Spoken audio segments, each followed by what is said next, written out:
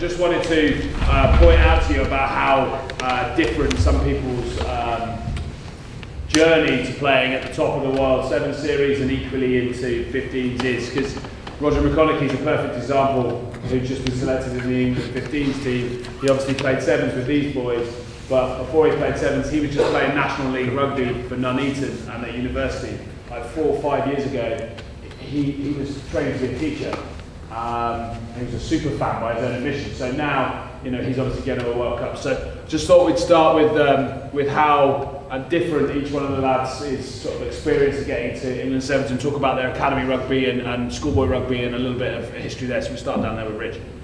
So I started just playing at school, and then when I left school, told I wasn't good enough to play at a professional level. So I went to university for a couple of years, and then played 3 years at uni, and then when I was leaving, got picked up for a 15s gig, but then made my debut in sevens, and then came back after I did 15s for a bit.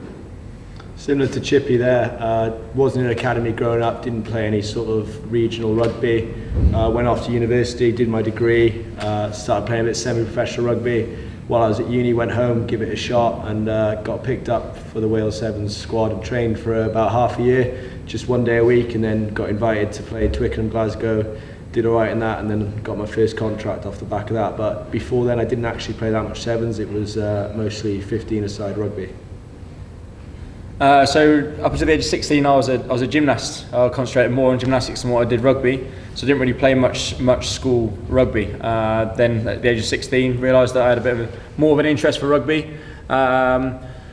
Expressed my interest to Gloucester and ended up on like a 2-week trial or a summer camp over there. On the back of that ended up at Hartpury College, a well-known rugby college at the moment.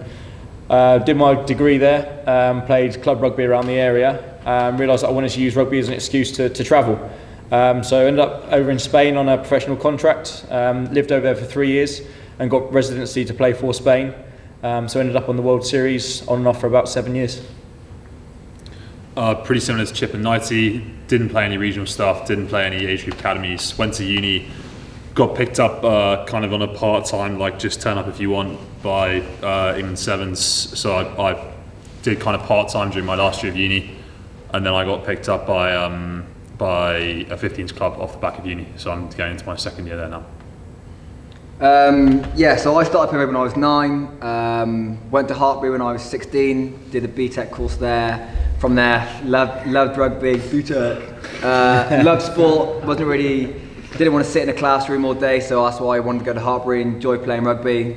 From there, progressed and played for Gloucester, the Middlesex Sevens, back in the day, old school, kind of summer stuff, and then got invited to come and train with the Sevens. While I was doing that, I was at Gloucester Academy on loan to a team in Birmingham, and then moved to Bristol for 2 years. And then as I was progressing in 15s, things went pretty south at the club in Bristol, so I moved on to the sevens full time. And I've been doing full-time sevens now since 2009, so happy probably weren't born then. But yeah, but I enjoyed it, played over. One of them at 10. Yeah. Maths, BTEC. Yeah, but no, it's been good. It's been a nice journey. And yeah, being able to play around the world is pretty cool as well.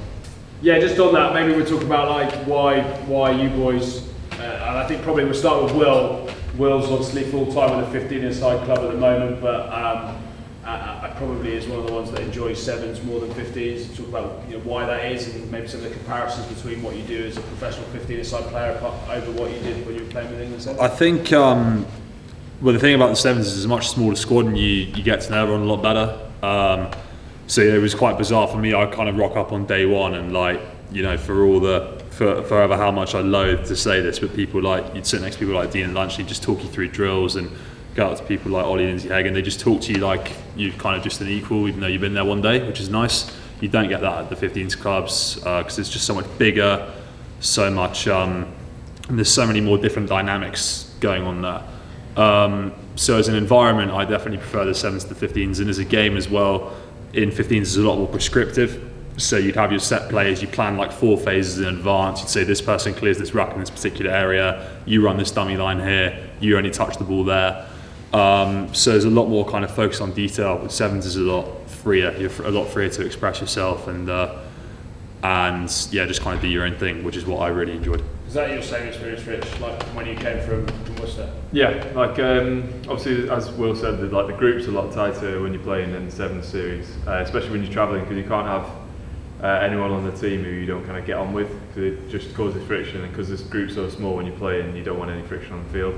I'd say when you're playing as well in 15s, like you can go a training session, touch the ball like 2-3 times maybe, and especially as a forward you can go around just hitting rucks and clearing out, and when you're attacking, sealing, or when you're defending, jackling.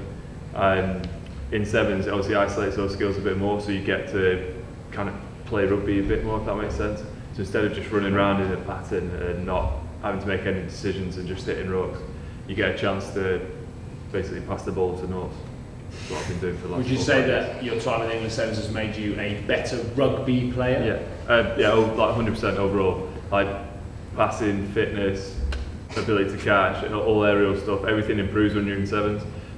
Because it's under the microscope and you're working so hard all the time, and when you go back to 15s, it like seems like an easier game. And you've seen players, like a lot of the backs come through and then make huge leaps and bounds in the Premiership when they come out, and it's like, oh wow, we can catch and pass, and it's kind of coming away from, like, you'd be surprised how many people are getting paid massive money in 15s who can't do the basics well. Like what stuff we were practicing this morning, they would be like at a similar level to you boys, but as they're getting paid a massive whack, or they're good at clearing rucks. Yeah. So 3 key players in the Olympics: Sonny Bill Williams, Brian Habana and Joe Simpson, all tried coming across to the sevens code and didn't really excel. You know, Sonny Bill Williams is a bit of a standout, an athlete, so to speak, but he still didn't excel at the Olympics. He got injured the first game, didn't he? But the other 2 players didn't even make the cut with their respective teams. So I'd say that being a sevens player, to go back to 15s where we're all going to learn our trade, because unfortunately sevens isn't quite as big as what 15s is yet. But when you go back to your clubs, you're going to be so much better of a player from the skills that you learn. Like RDC said, just everything all round will make you that better player. And Chris, what does life on the World Series look like? What does a double-header 2 tournament look like for Wales? Meet at the airport? No. So, gents, you got 10 World Series events. They come in blocks of 2. So, for example, when you're in Wales, you'd be training full time, and then you'd have a full-on camp about 2 weeks before, where you'd play full contact games against each other. That squad would be selected after the second week, and then you'd usually fly out a week before a tournament. So tournaments played Friday, Saturday, depending where in the world it was. The further away it is, the earlier you'd fly out. So if it was in Australia, you'd perhaps fly out on a Friday. If it was closer to home, maybe on a Saturday. So you'd land, you get acclimatised. Usually you've got to deal with a bit of jet lag, so you try and stay awake as much as possible. And then you'd have a full week of training, which would usually be, say, Monday, Tuesday, you'd have a bit of a hit out, maybe a day off on a Wednesday and a captain's run on a Thursday. Then you play the tournament either Friday, Saturday, Sunday, or Saturday, Sunday. And from there, you'd fly straight to the next destination and you'd repeat the whole process. But the training week would be a lot shorter and a lot less intense, just because you've just played a tournament and you've got to recover from that. And then Friday, Saturday, you play a tournament again, and you might have a day off, and then you'd fly home and have maybe 1 or 2 weeks off, and then you'd be back into camp, because the actual sevens window is sort of condensed into about 6 months of the year. So you have a tournament usually, is it about every 5-6 weeks? Depends, yeah. It's shortened up now, but yeah, that's how a week looks. So you fly out week before, training, tournament week, fly to the next destination, training week, tournament, then fly home with a 2-week or 3-week camp before. Norts, what about your time on the series? And you've obviously been to a lot of venues, a lot of cities that have come and gone. You got any favourite ones on the series you look forward to going to? What do you miss? Yeah, I think Cape Town's pretty cool. So go to Cape Town in South Africa, pretty amazing. The views, the people, the culture, everything involved with South Africa is pretty amazing. They're rugby mad. You get to have amazing steaks, good wine, and not good wine. Not good wine. But it's a good week. Obviously, you've got 5-6 days of a bit of sun, training, prepping into a tournament of 40,000 passionate fans watching you. So it makes the whole week being there just so much more enjoyable. And then we also go to Vancouver as well, which is pretty special too. We've had some good results there. It's an indoor pitch, artificial. Like they closed the roof, and there's like 50,000 people there, and it has real good vibes, nice feeling, and it's quite exciting as well. And it just makes the whole experience playing sevens so much more enjoyable. Not only are you sometimes playing in the sun, you're also playing in front of 40,000 people, which is also pretty amazing. And what about some of the opponents that you've all played against? Is there anybody that sticks in your mind on a sevens or 15s field as the sort of toughest guys to play against? When Rico Ioane was coming through for New Zealand, I found myself on the ends sometimes, so North goes on one end, I'd try and get on the other end. And it was like, they were chatting up this like 18-year-old kid straight from school, so we didn't actually think that much of him. And then we played against him in the final in New Zealand. I think he scored 2, but he was unbelievable. He was running through people all weekend, smashing people up. And for a young lad to come on to the series and do so well after it, obviously, I think straight after he got capped, like 6 months later, and then ended up playing against the Lions, and now he's like New Zealand's starting winger. To see us play against him and see him come through, that was pretty cool.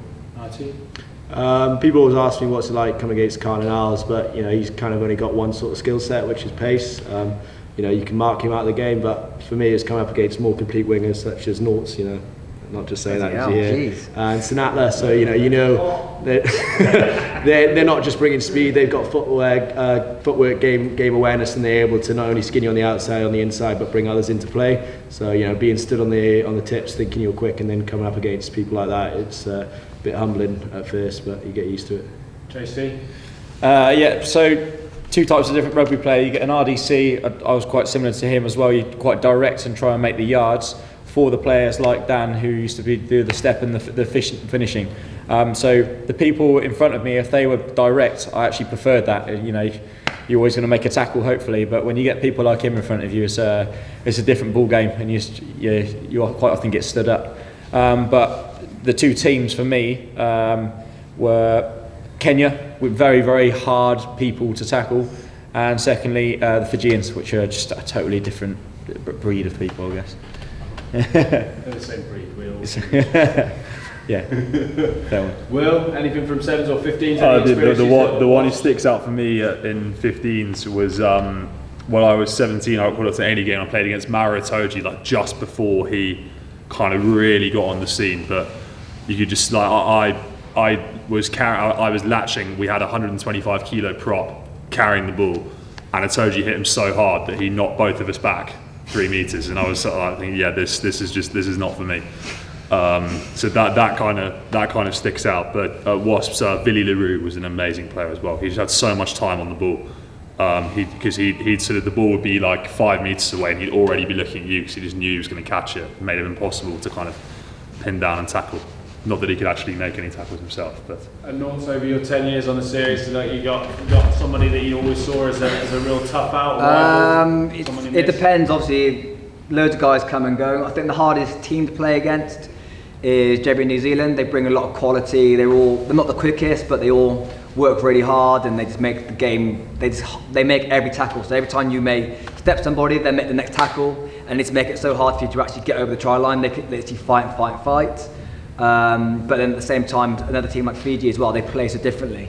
They play so, I just saw in the video, they literally are throwing offloads, and it's so hard to mark, and they play some beautiful rugby. And they've also got some absolute beasts in the team as well, which are literally some physical specimens. But they're probably the 2 hardest teams to play against, but also at the same time, when you do beat them, it's a nice feeling as well, because they are generally up there. Before I go to you boys to ask some questions, what about over the 10 years on the series? What do you think is the thing that's changed the most between sort of now and San Diego 09? Well, I think when we were training in 2009, when we were playing them when I first started, we were training for 2-3 days a week. Compared to now, we're doing 3 or 4 days, 5 days a week. Now we're a lot more full time. We've got a lot more. Beforehand, we were doing probably about 8 hours a week of sevens, but now we're doing about 30 hours a week of sevens. So that means we can do more time just doing the boring stuff like kickoffs and just spend more time doing seven specific stuff. With that, everybody's a lot fitter, everybody's a lot stronger, just the whole growth of rugby sevens as a whole. So it just means that we're all in a better place to make better decisions, and everybody's a lot faster, everybody's a lot stronger, and that's the main thing. We're a lot more robust as well to deal with all the stresses of flying and playing at the same time. Hi boys, so I want 5 questions, okay? I don't want to have to point them out, so let's get our hands up, 5 questions. Go on. On the World Series, what's like the size where it's us and most people like really big or they swimming faster?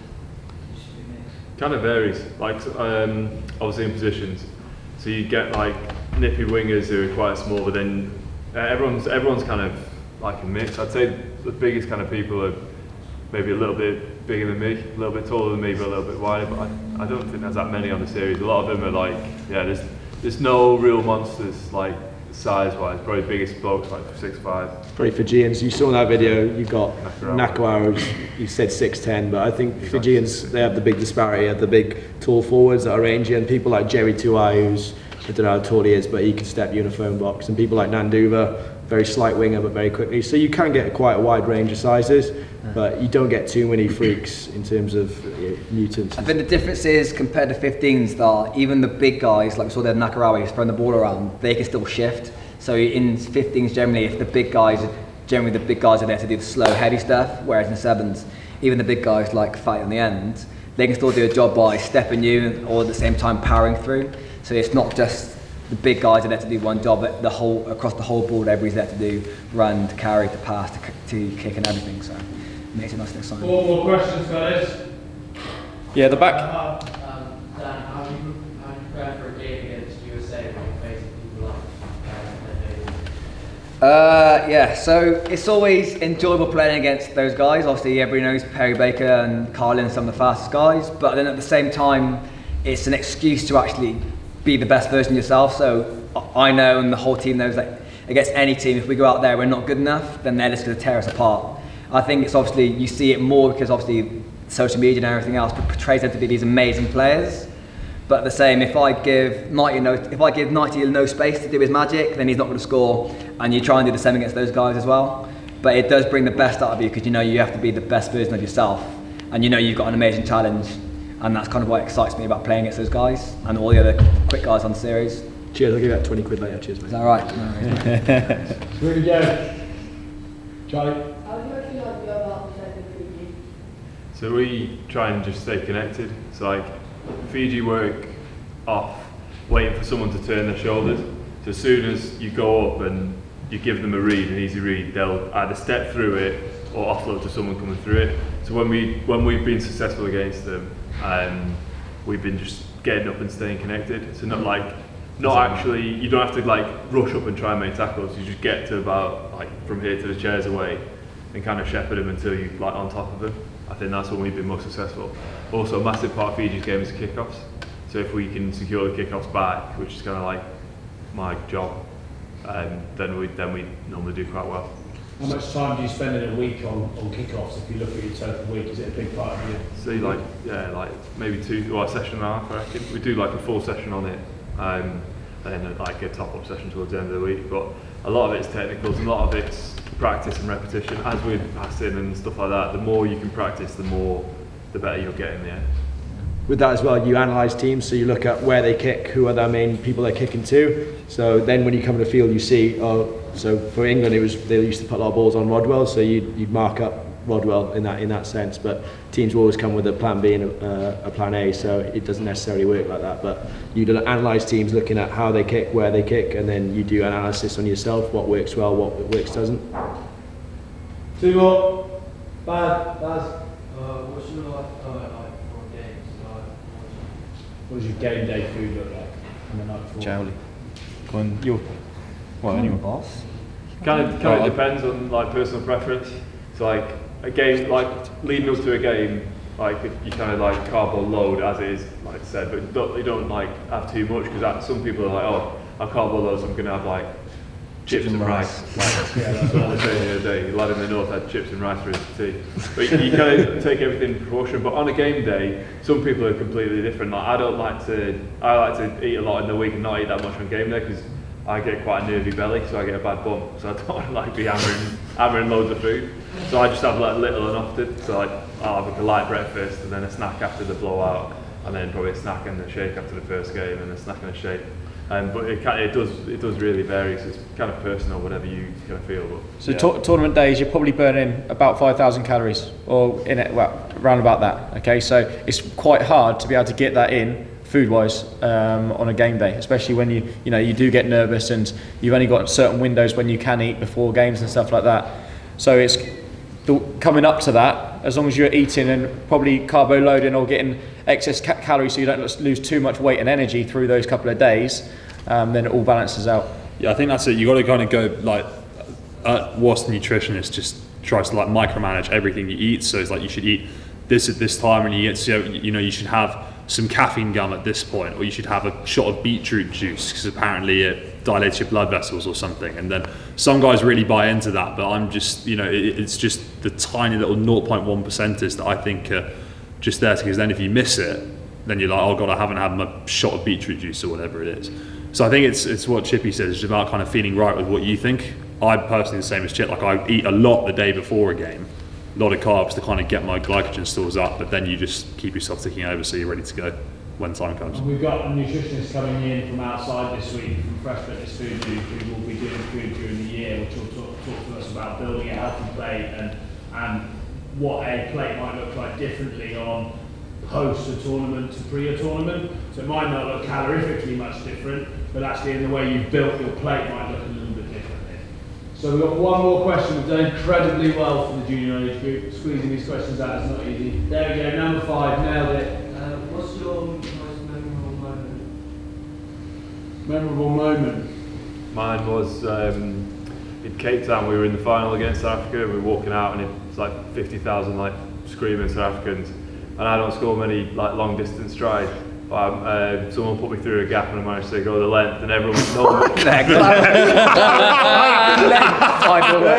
the YouTube up. 20 metres. From like inside my own half, which is the length for me, double distance. And then no one was making any noise, and then as I was getting closer to the line, people were screaming. I was like, oh, this is class, they're screaming because I'm going to score. And then as I was scoring, one of the South African centres nearly tackled me score on the line.